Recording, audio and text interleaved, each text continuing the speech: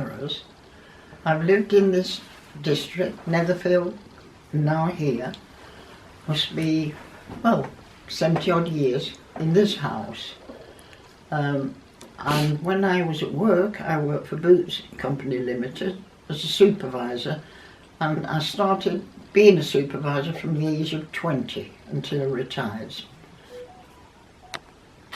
And how long have you been a parishioner at All Hallows? Well, I started long before I retired, nearly 50 years, scraping 50 years, yeah.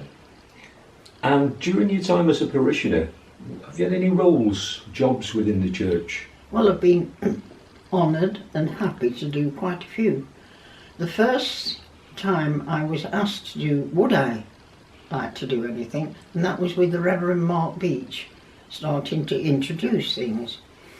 And so with Laura Hallam, we began by washing and cleaning the church. She would take the altar and get down on her knees and wash it, whilst I polished the choir stalls. Then slowly we walked backwards down the church.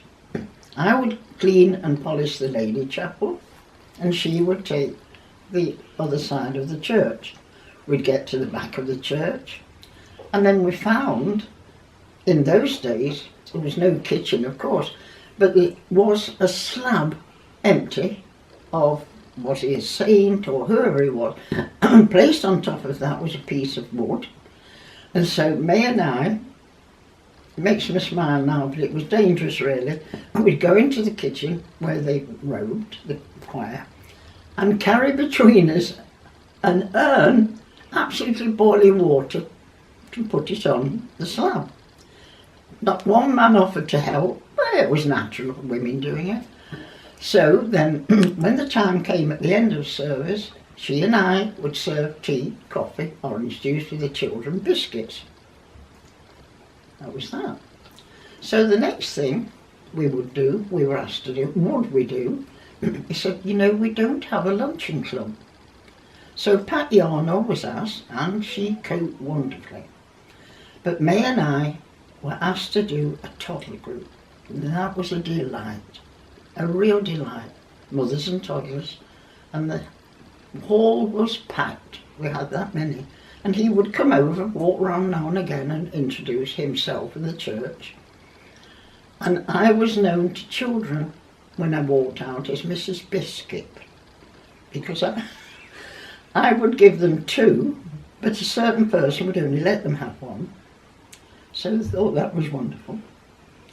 So the next thing I believe I did, he came to us one day to, and now let's think, Dorothy Martin and myself, and said, you know, I think you ought to be a chalice bearer.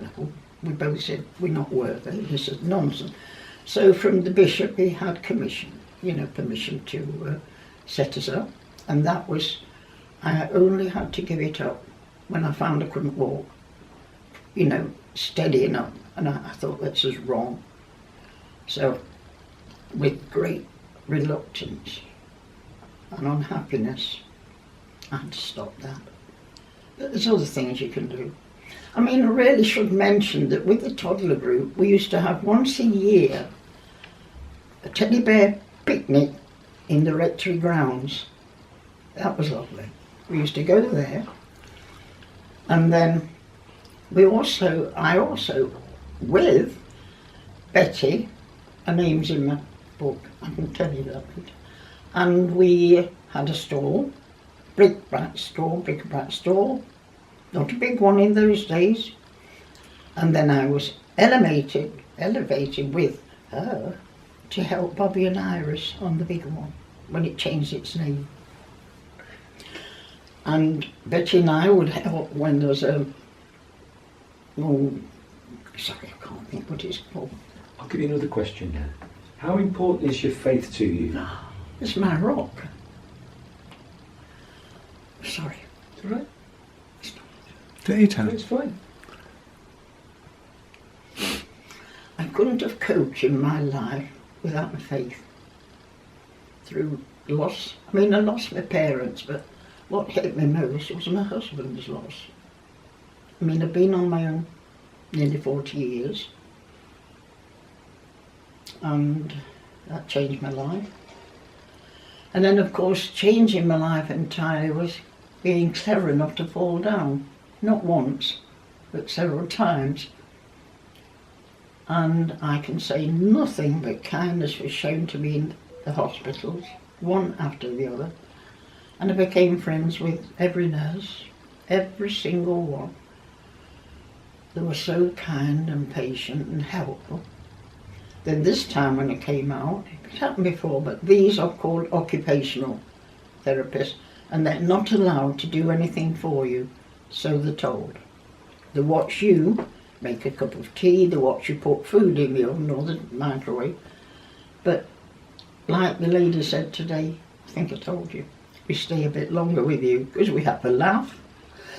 I mean, I'm a contented person. Good. And you mentioned your roles within the church. Are there any memorable occasions as a worshipper, events, services that you can recall?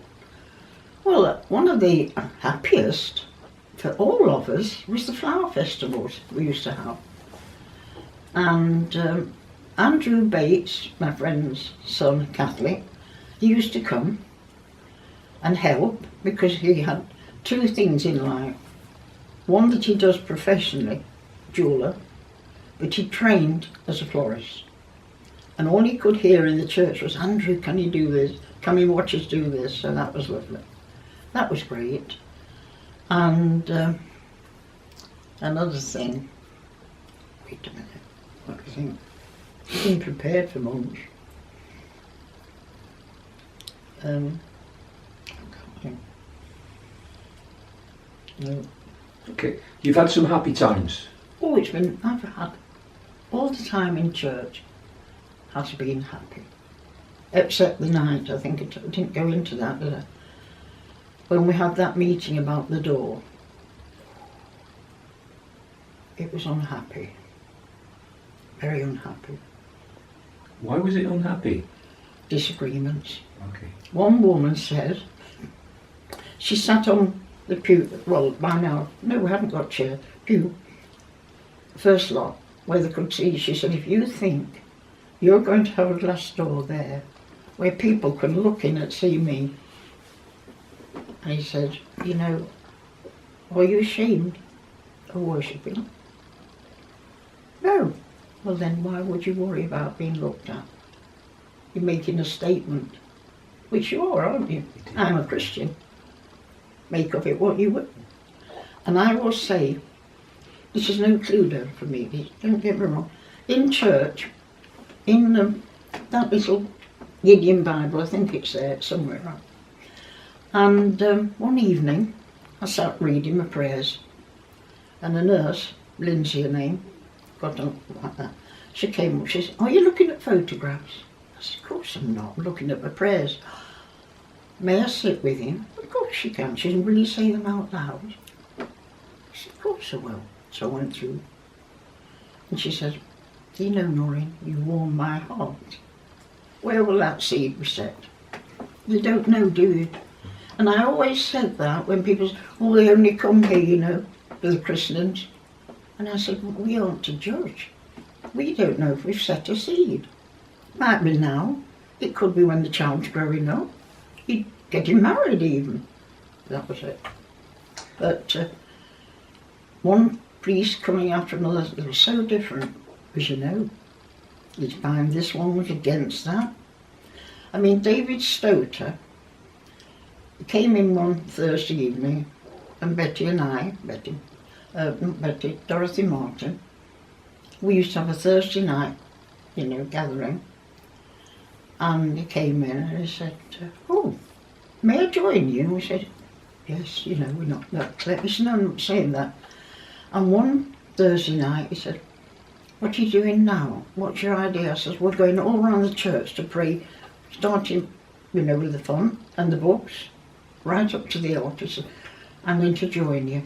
And that man fetched the wooden cross and walked in front of us and prayed with us. We went to the lectern and, you know, where you sat everywhere, prayed for everyone, choir master. We even went where the bell is. And Morton Beach, when he was there, said, "You come in the morning, don't you know?" And I said, "Yes." He said, "Will you go and ring the bell?" And he said, "Because it lets the whole of Gedling know that God's in business." So I used to go down.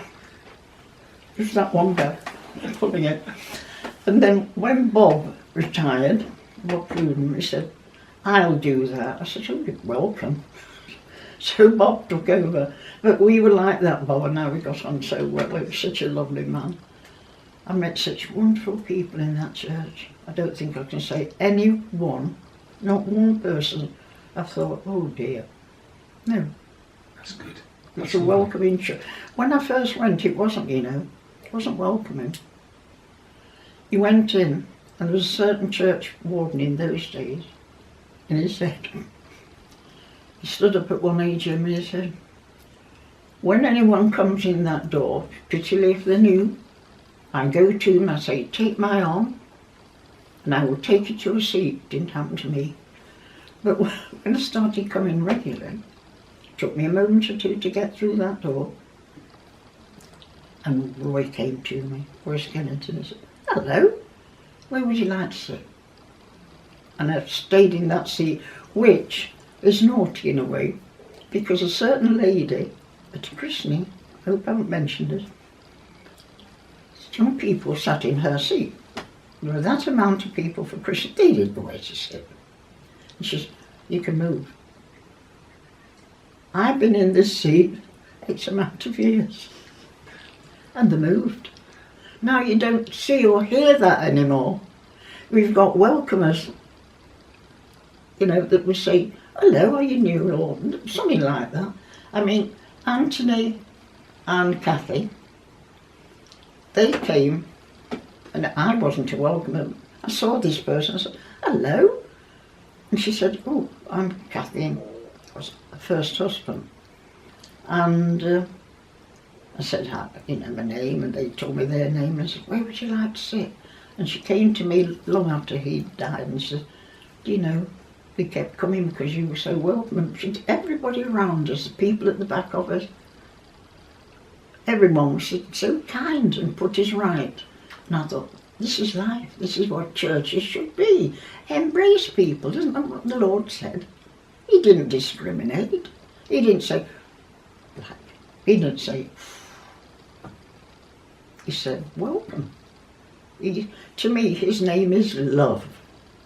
As I say, in hospital, I found that in every nurse, bar 4.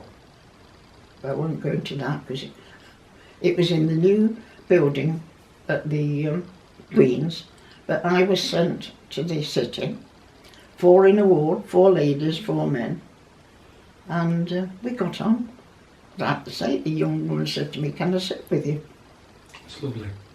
And even the first time I went into hospital, I had people come to see me from different churches, chaplains. And in this one, 2, same woman came twice, and she said to me, being from, she said, "I'm a Methodist." I said, "Well, you're welcome." Can I ask you, you've been a parishioner for 50 years, I think you said. What are your hopes for the future in terms of the church? The church. And I think we'd become one. At the moment it's Messy Church and the church, All Hallows. And I think that's a little bit sad. If they can meet once a week and getting quite a lot of people in, surely we could embrace them and make it the church that's one. If we don't, and people say, oh, a certain person, my niece says, "Oh, we're getting new people in." I says, "Well, we're getting some." "Yes, but I was young." I said, "Well, I was on my age, but it would be nice, but not to wash out the old, to bring in the new, and it can happen." Brilliant. That is absolutely brilliant. Thank you. You sure? Yeah. Sorted. That is so inspirational.